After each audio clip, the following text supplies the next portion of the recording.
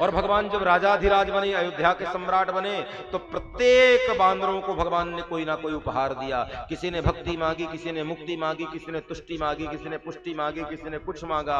जामवंत जी का नंबर आया तो जामवंत जी ने कहा हमें और कुछ नहीं चाहिए, यदि वरदान देना चाहते हो तो एक छोटा सा वरदान दे दो। बोले क्या? इन बाहुओं में खुजली बहुत हो रही है, तो जरा दो दो हाथ हमारा और आपका एक बार मल्ल युद्ध हो जाए तो आनंद आ जाएगा सरकार। भगवान ने कहा सेवक और स्वामी में यदि झगड़े होंगे ना तो समाज में संदेश अच्छा नहीं जाएगा।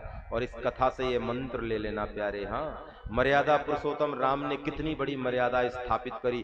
चाहते तो जामवंत की इच्छा 1 मिनट में पूरी कर देते, एक पटकनी लगाते, जामवंत जी की 3 पुश्तें कभी मल्ल युद्ध नहीं करती।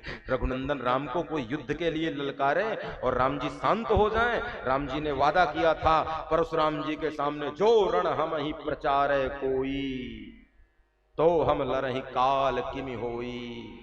काल भी कुश्ती लड़ने आए तो हम पीछे नहीं हटेंगे। लेकिन आज जामवंत जी ने जब मल्ल युद्ध के लिए कहा ना तो मेरे सरकार ने मना कर दिया।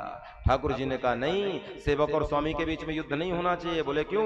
बोले युद्ध वहीं अच्छे लगते हैं जहां हो जाएं तो उस पर कोई चर्चा नहीं होनी चाहिए। बोले मतलब? बोले भैया सेवक और स्वामी के बीच में युद्ध होगा तो संदेश समाज में अच्छा नहीं जाएगा। पिता और पुत्र के बीच में युद्ध होगा तो समाज में संदेश अच्छा नहीं जाएगा।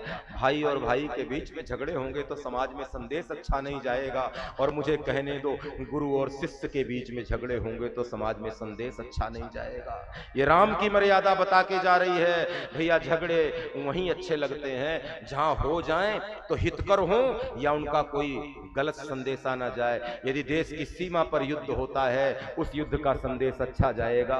लेकिन हमारी घर की सीमा में, भाई भाई की सीमा में, पति पत्नी की सीमा में, मित्र मित्र की सीमा में, गुरु और शिष्य की सीमा में, सास और बहू की सीमा में झगड़े होंगे तो संदेश अच्छा नहीं जाएगा। ये कथा यही सिखाती है, वहां झगड़े नहीं होने चाहिए जहां झगड़े नहीं होना है।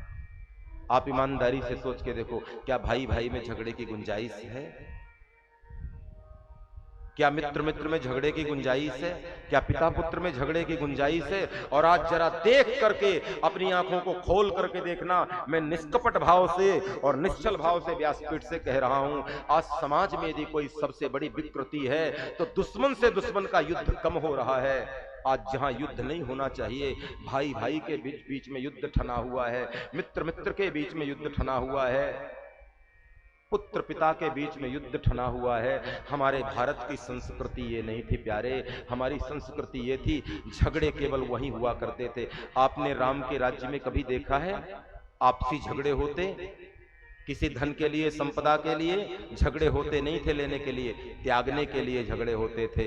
राम ने गादी त्यागा तो लक्ष्मण भी त्याग दिए, भरत भी त्याग दिए, रिपुसूदन ने भी त्याग दिया। दुनिया के भाई संपत्ति बांटने के लिए लड़ते हैं, संपत्ति पाने के लिए लड़ते हैं, और राम के भाई संपत्ति त्यागने की लड़ाई लड़ रहे हैं। हमें कुछ नहीं चाहिए। दुनिया के भाई संपत्ति बांटते हैं और मुझे व्यासपीठ से कहने दो, राम के भाई विपत्ति बांटते हैं। लक्ष्मण ने कहा राघव तुम बन जाओगे तो तुम्हारी विपत्ति बांटने मैं चलूंगा। भरत कह रहे हैं आप दोनों लौट जाओ, मैं जंगल में रहूंगा। और शत्रुघ्न कह रहे हैं तुम तीनों लौट जाओ अयोध्या, सबके बदले 14 साल मैं वनवास पूरा कर लेता हूं। ये भारत का इतिहास है और ये भारत की संस्कृति है। प्यारे, मैं व्यासपीठ से जाते जाते प्रार्थना करूं, परिवार में कोई कलह हो ना तो आपसी मनमुटाव को भुला करके, तोड़ करके, सारी बातों को भुला करके और निश्चित रूप से प्रेम की गंगा बहाना प्यारे, इसी में जीवन की धन्यता है। थोड़े दिन का जीवन है, लड़ते लड़ते क्यों जाना चाहते हो? थोड़े दिन का जीवन है, प्रेम में भाव में जीवन जी के जाओ प्यारे।